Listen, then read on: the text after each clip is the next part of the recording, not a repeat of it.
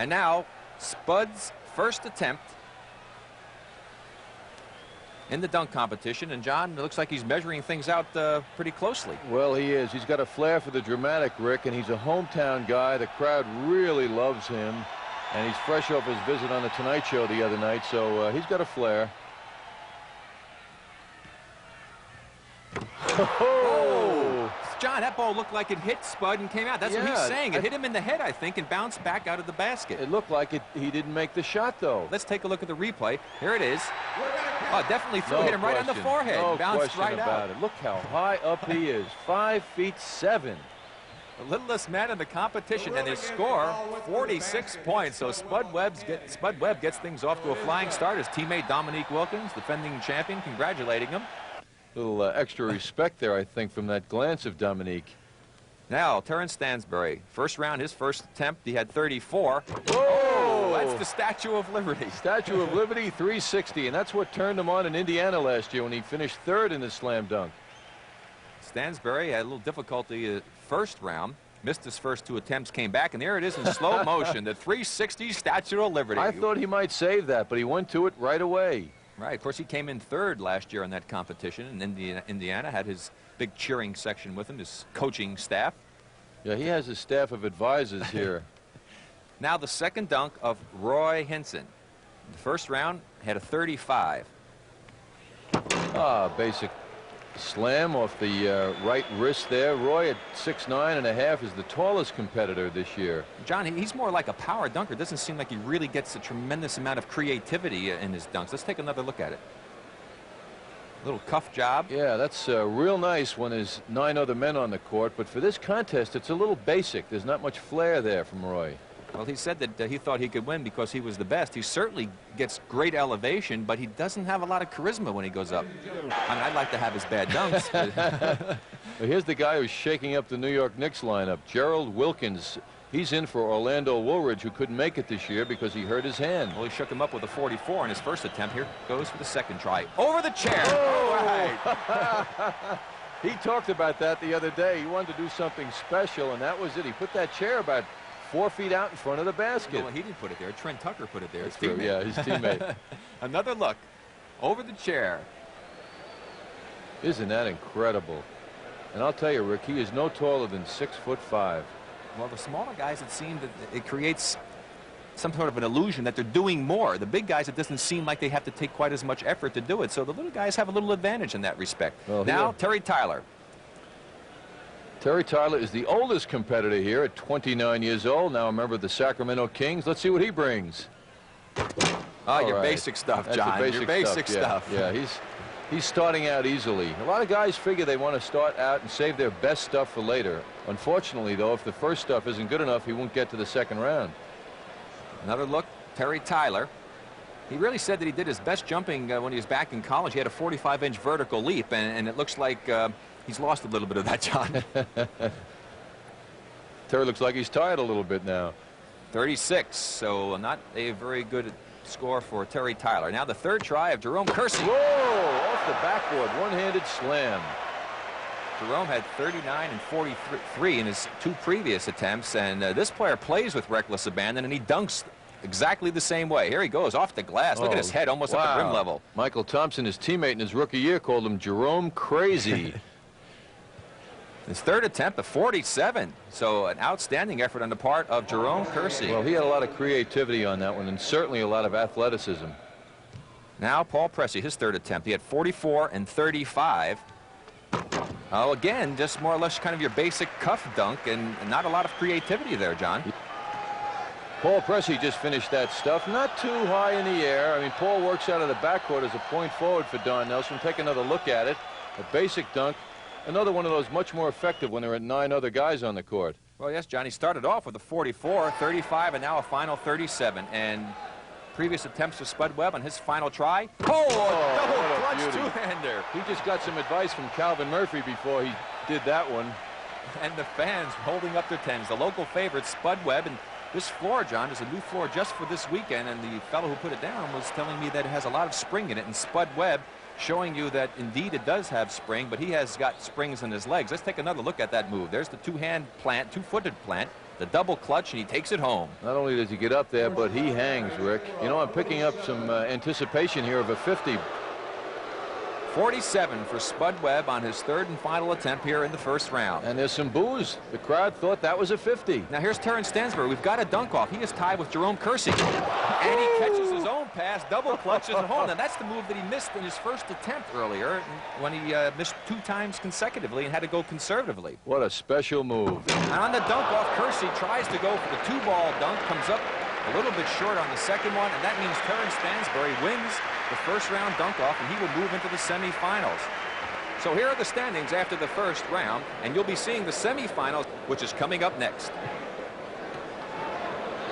A quick reminder of what happened in the first round. The semifinalist Dominique Wilkins on a bye. Spud Webb, the sentimental favorite here, the local boy, Gerald Wilkins, and Terence Stansbury, who made it in the dunk off, and those eliminated Paul Pressey, Hinson, and Terry Tyler, along with Jerome Kersey. So Spud Webb getting ready for his first dunk here in the second round. Oh, my goodness. John, this young man has been so impressive, and a crowd with a standing ovation. You see the 10s flashing. That is out of sight. You know the one thing, John, the creativity of Webb. Absolutely, Rick. Look at this. It looks like he's taking a shot. Now the timing that ball should bounce just right. He meets it at the height and does a reverse. A 50 for Spud Webb, and a deserved mark for sure. And that puts the heat on the defending champion, who is up next, Dominique Wilkins. The first of the brother acts. Gerald Wilkins filling in for Orlando Woolridge today. Made it to the semis. So this is Dominique, the reigning champion. Take that, little guy. Now you see the difference between Dominique, John, and a player like a Tyler or a Hinson is they're power dunkers as well. That was a power move, but the creativity. I mean, he's like a piece of artwork in the air. He's something special. Two-handed power hook slam. Little windmill action coming up.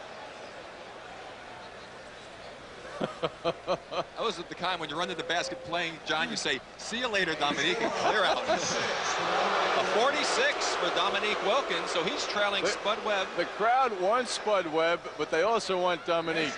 Rick, I think the crowd is confused. They don't know what they want. Well, one thing for sure is his brother, Gerald Wilkins, gets ready for his first dunk, is that we'll have 2 players going, and the scores don't really count. Stayed with it. Nice dunk, but a tough act to follow after. Well, Spud Webb kind of set the scene, I would say. He created some pressure. There we go, a little slow motion. Not quite the style of and the flair of his older brother. That's one you want when you know you're ahead and you have to put something up that's pretty good.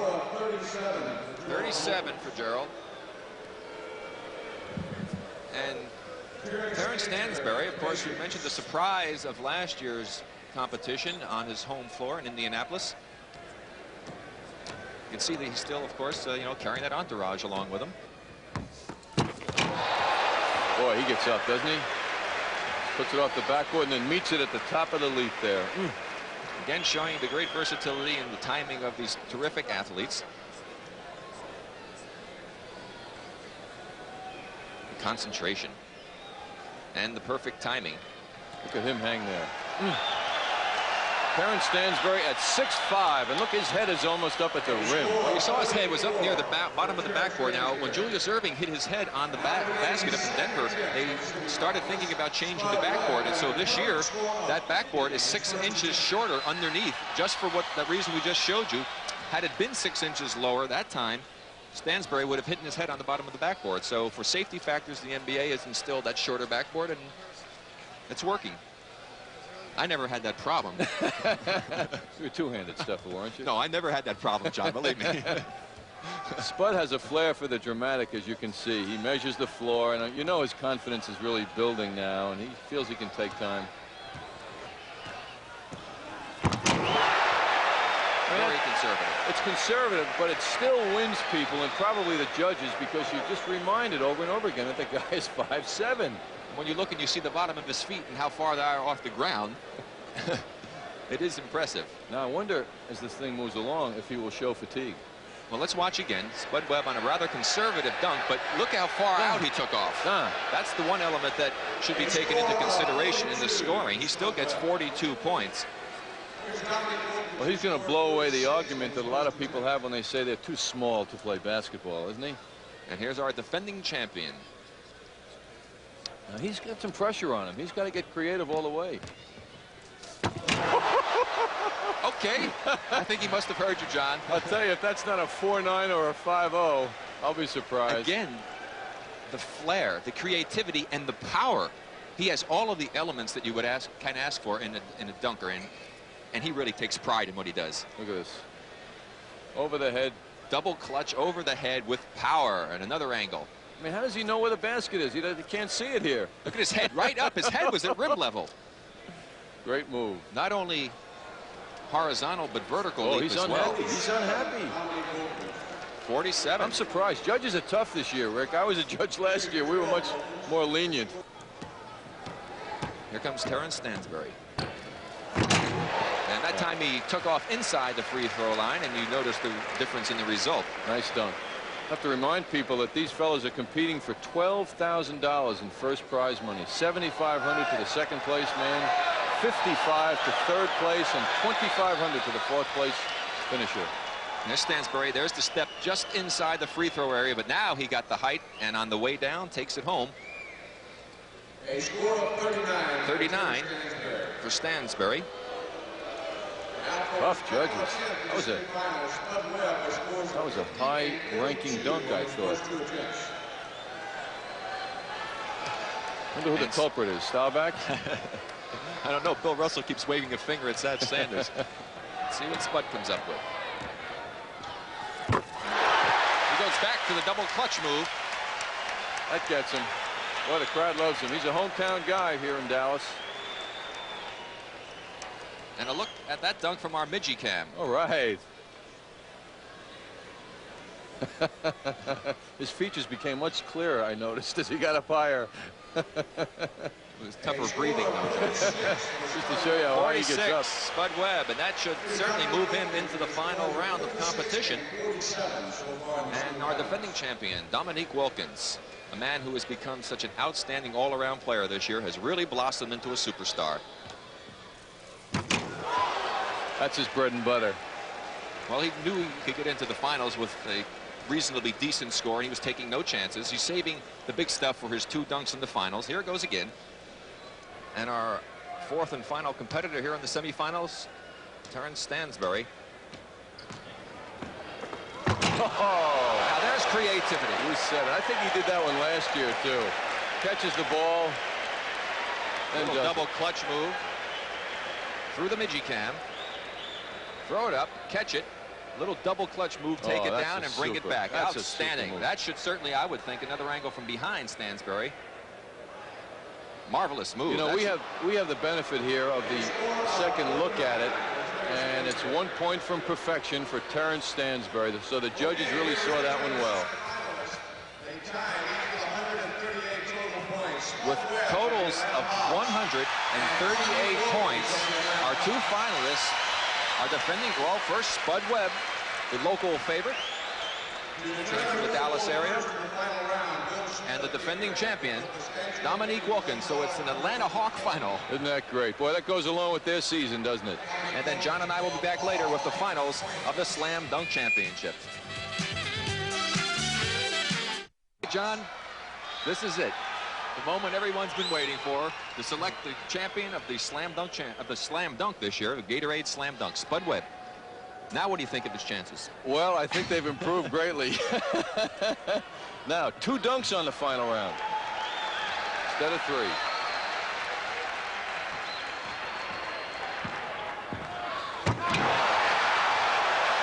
Boy. Without being able to palm the ball. Out of sight. Out of sight. The partisan crowd holding up their scores of 10. Let's see what the judges come up with. There's a good look at the Spud man, and they give him a 50. Now Dominique is going to have to reach into his bag of tricks, I think, John. He knows what a 50 takes. Here's Spud again. 360. Now the man can't palm it, but he did a one-handed dunk because he was up so high.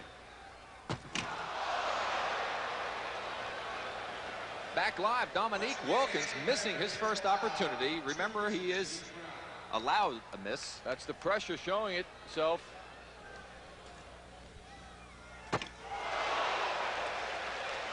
Now, that was a 360 move that was rather impressive also. Heck of a dunk. But, you know, the crowd has to influence the judging. I just feel that. And that's a great one. And that's a 50 in many situations. Well, let's see what the judges come up with. Let's see if they take into account that he did miss the first time. Oh, they didn't, John. Right. Well, you hit that one right on the head, John. You see, the judges weren't affected by the lack of crowd response to Dominique. Let's see if Spud goes for the fake shot, the long fall that he did in the second round. Final dunk now. And Spud Webb comes through in the clutch to put the pressure on Dominique. This is so great. I mean, here's a couple of teammates. They live together for 7-8 months a year, and now they're going at each other. Great feeling. And another 50 for Spud Webb. Now the pressure's on the judges. Dominique Wilkins. Do or die right here. I don't think so, John. That was impressive, but I don't think that was 50. I bet a 50. I want a dunk off. I want a sudden dunk. I want a sudden dunk. Sudden dunk. The judges, I'm telling you, the judges had more pressure on that than Dominique, because you know he's going to deliver something. Look at that. I think Spud's going to win. The judges are dying over there. I don't think that dunk by Dominique was a 50. Let's see what happens as the crowd chants Spud. It's like the Olympics. Oh, how people love the underdog.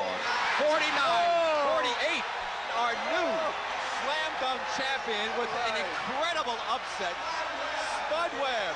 You picked Dominique. I didn't think this guy had a chance. Shows you how much we know. What a surprise. Boy, that was thrilling.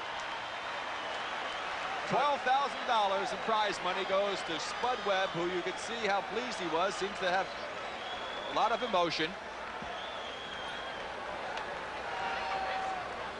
What a terrific performance. Let's take a look at, from the Midgie cam, the second dunk of Spud Webb. Off the glass on the bounce. Marvelous timing. Perfection. 2 50s for the little man.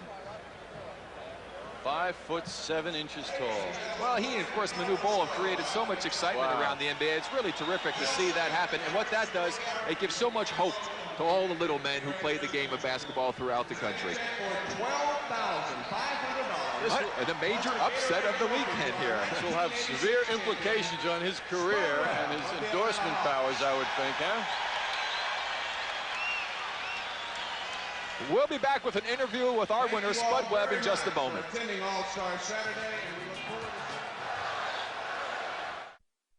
Dominique, what can I say? You were my man. I had picked you to win it all, but the little guy put a lot of pressure on you. What happened?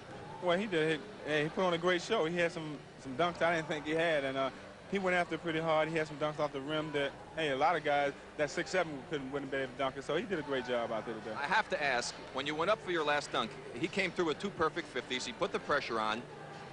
Did you really give a lot of thought to your choice of the last dunk? No, I didn't. I just went out there and did whatever came to mind. I didn't really think about it that much at all. If you had a second chance, would you have changed what you have done and done something a little bit more spectacular, perhaps?